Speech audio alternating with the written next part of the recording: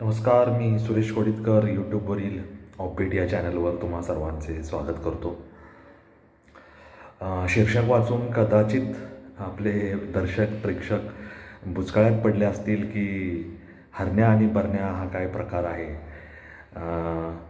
आता त्याचा अर्थही त्यांनी लावायचा प्रयत्न केला असेल, परंतु पूर्वीचं जे जीवन होतं आणि आत्ताचं जे जीवन आहे त्या जीवनामध्ये मूलभूत फरक असा आहे की पूर्वीचं जीवन हे साधनांची किंवा सोयींची सुविधांची उपलब्धता नसल्यामुळे हे अधिकाधिक कष्ट करायला प्रोत्साहन देणारं होतं आणि आपोआप कष्ट घडून येत होते.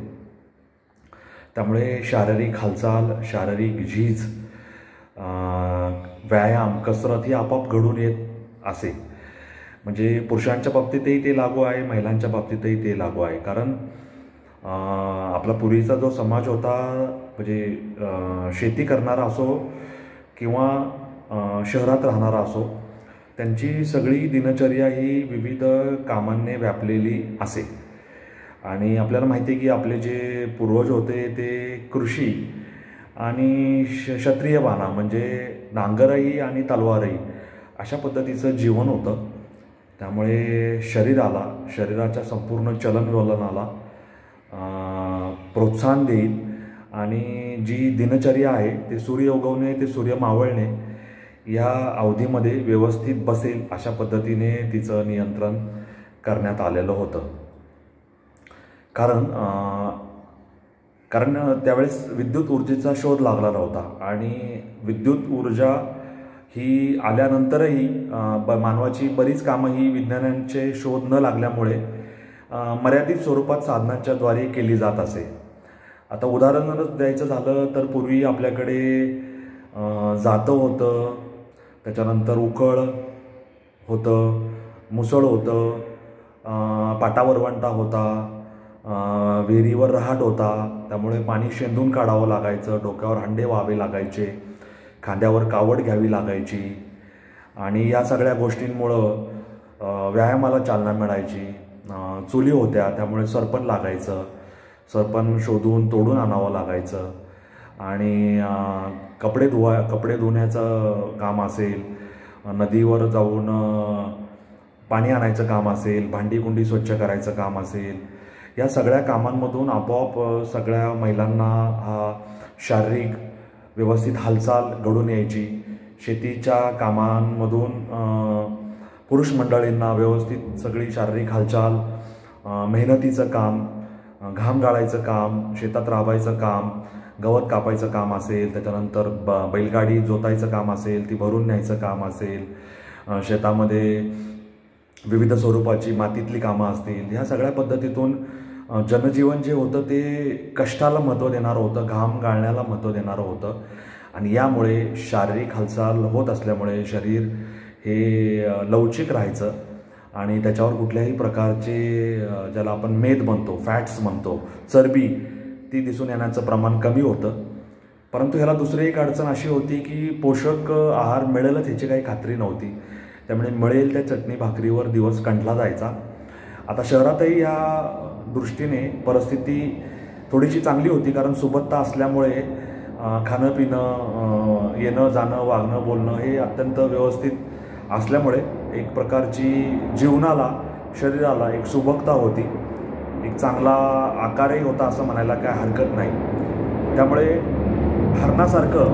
हरणासारखं प्रफुल्लित असं जीवन होतं आणि उत्साह होता आणि लवचिकता होती.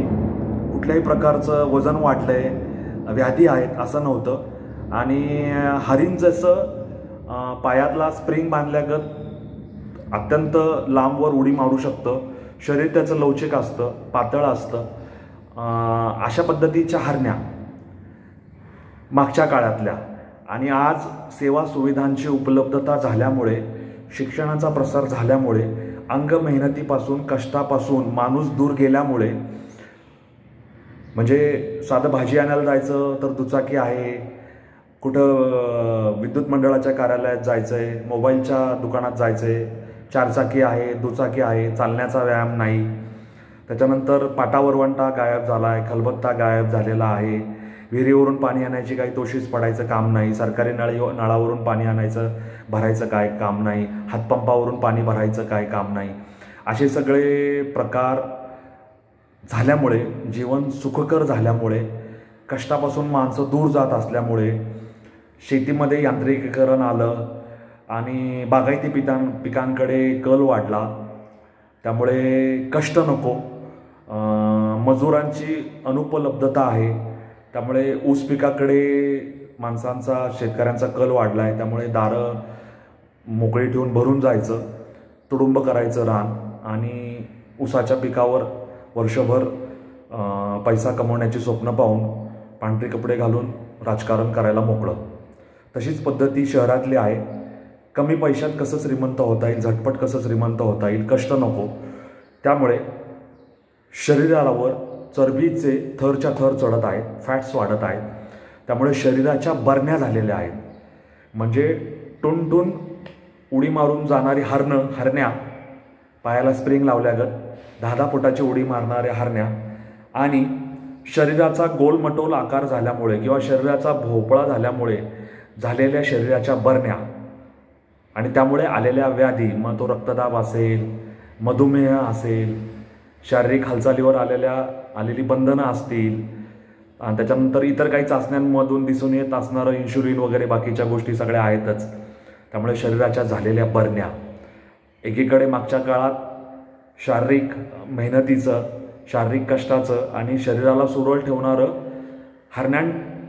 हरण्यांच्या पद्धतीचं जीवन आणि आता शरीराला आराम लाभत असल्यामुळे नुसतं खाणं आणि पचवण्यासाठी कुठलाही व्यायाम, शारीरिक कष्ट नाहीत, चटणी भाकरी नाही, सगळे तेलकट, तुपकट, जिभेचे चोचले पुरवणारे आहार आणि त्यामुळे शरीरात वाढत जाणारा शरीराचा आकार, अशा पद्धतीच्या बरण्या ही आपल्या पुढ्यात या कलियुगात आल्याला आपल्याला पाहायला मिळत आहे.